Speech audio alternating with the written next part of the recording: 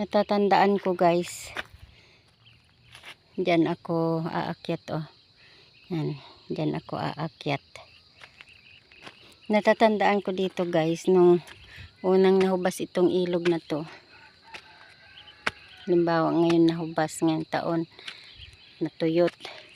Sunod taon sobrang lalakas ng bagyo ang dinanas namin, kaya yung bahay namin doon lubog. Kaya ngayon delikado na naman itong magtatag-ulan. Yan. Ito yung dike. Inayos na ang dike para ang tubig ilog pag nagabagyo hindi na aabot dun sa kabahayan, dun sa amin. Kasi dati umaabot doon. Kaya nalulubog yung mga ibang bahay doon. Yan oh.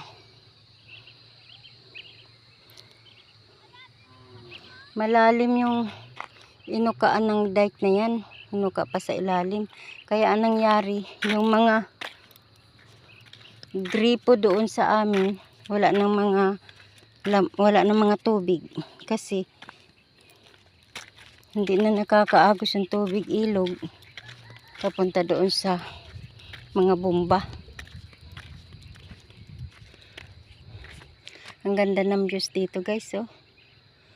Kakalungkot nga lang yung nag-tiktok ako dito dati. Ang agos ng tubig ay hanggang doon. Hanggang doon sa baba na yun. Pero ngayon wala na. Diyan na lang, inipon na lang ng bakoy diyan oh. Hinukayan ng bako para hindi dumiretso yung tubig.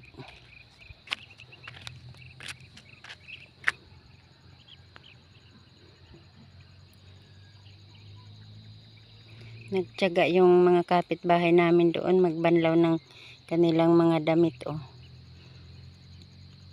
Kahit iba na ang amoy ng tubig. Kasi wala walang magawa. Wala ng tubig.